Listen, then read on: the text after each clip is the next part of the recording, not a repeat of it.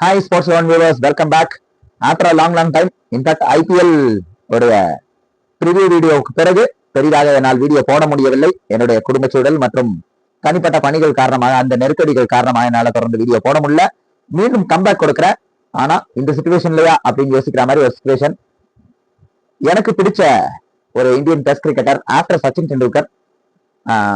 சுருக்கமா சொல்லணும்னா, டிராவிடோடைய cool ஹெட்டும் சச்சினுடைய stroke பிளேவும் இரண்டரை கலந்த ஒரு வீரரா நான் கடந்த 10-11 ஆண்டுகளா ரசிச்ச ஒரு இந்தியன் கிரிக்கெட்டர் அஜிங்கியா ரஹானே. சர்வதேச கிரிக்கெட் மற்றும் எல்லா வகையான கிரிக்கெட்டில இருந்தும் தன்னுடைய ஓய்வு அறிவிச்சிருக்காரு 38 வயசுல.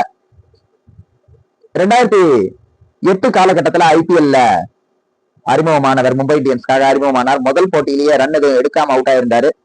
அதை தொடர்ந்து அவருடைய கிராஃப் ஏறுமுகமா இருந்தது. அவருடைய சிறப்பான ஆட்டங்களுடைய விளைவா 2011 முதல்ல இந்தியன் T20 டீம்ல இடம் கிடைச்சது.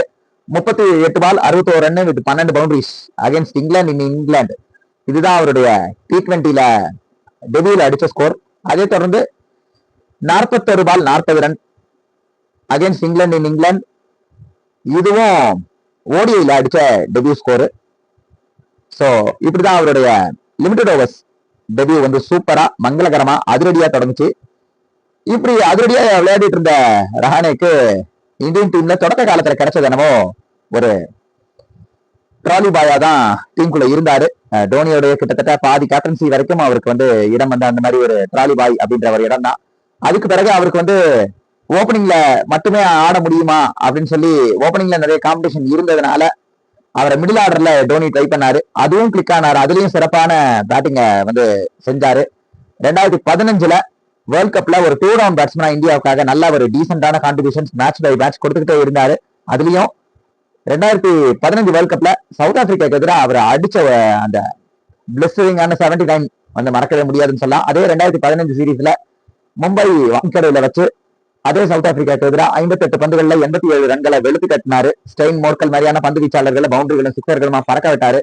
சோ அந்த மாதிரி அதிரடியும் காட்டி ஒன் டே கிரிக்கெட்ல தன்னுடைய ஆதிக்கத்தை செலுத்திட்டு இருந்த ஜிங்ஸ் 2018 சவுத் ஆப்பிரிக்காவுக்கு எதிரான தொடர இந்திய அணி ஜெயிச்ச நிலையிலையும் இந்திய ஒன் டே கலர்ஸ்ல இருந்து முற்றிலுமா நீக்கப்பட்டாரு. அதுக்கான காரணம் அப்ப இருந்த கேப்டன் விராட் கோலி 2017-18 காலகட்டத்தை அந்த கேலண்டர் இயர்ல மோசமான ஃபார்ம்ல ஒன் டே கிரிக்கெட்ல ஒரு 2 சீரீஸ்ல மோசமான பெர்ஃபார்மன்ஸை கொடுக்க, அந்த 2 சீரீஸ்ல ரஹானே பயங்கரமா பெர்ஃபார்மன்ஸை கொடுத்து ஒரு இதுல பிளேயர் ஆஃப் த சீரீஸும் இன்னொரு இதுல செகண்ட் ஹையஸ்ட் ரன் கெட்டகமா சூப்பரமா இந்தியன் டீமுக்கு பெர்ஃபார்ம் பண்ணியிருந்தாரு. எங்க தன்னுடைய இடத்துக்கு இவர் ஆப்பு வச்சிருவாரோன்னு நினைச்சாரான்னு தெரியல கோலி. அதோடைய விளைவு அவருடைய சப்போர்ட்டர்ஸா இருந்த செலக்டர்ஸ் ரஹானேவை டிராப் பண்ணினாங்க. அதுக்கு பிறகு Rahane never got a look into one day cricket. T20 டீம்ல 2016 வேர்ல்ட் கப்புக்கு பிறகு வாய்ப்பே இல்லாம போயிடுச்சு. தொடர்ந்து டெஸ்ட் டீம்ல 2013 ஒரு மோசமான டெபியூ இருந்தாலும் தென்னாப்பிரிக்கா அணிக்கு எதிரான ஒரு 2 பேக் டு பேக் ஹாஃப் செஞ்சுரிஸோட விளைவா தன்னோட இடத்தை நிலைநிறுத்தினாரு. 2014 நியூசிலாந்துல ஒரு சதம், 2014 இங்கிலாந்துல லார்ட்ஸ் மைதானத்துல ஒரு அற்புதமான சதம்னு சொல்லி கலக்கலா தன்னுடைய பர்ஃபார்மன்ஸ்களை காமிச்சாரு. 2014-15 பார்டர் கவாஸ்கர் டிராஃபில மெல்பர்ன்ல வச்சு ஒரு சூப்பரான செஞ்சுரியா பாக்ஸிங் டே டெஸ்ட்ல அடிச்சாரு. பாக்ஸிங் டே டெஸ்ட்ல எனக்கு தெரிஞ்சு 2 முறை எம்சிஜிலேயே செஞ்சுரி அடிச்ச வீரர்னா அது நம்ம ஜிங்ஸ் தான். அத ரொம்ப சூப்பரா தரமா செஞ்சு காமிச்சாரு. அதுல ஒரு டெஸ்ட்ல அவரு ஒரு பேட்ஸ்மேன் ஆடினார், இன்னொரு டெஸ்ட்ல கேப்டனா இருந்து மேட்சை வின் பண்ணியும் கொடுத்தாரு. ஸோ இந்த மாதிரி சூப்பரான ஒரு விஷயம்.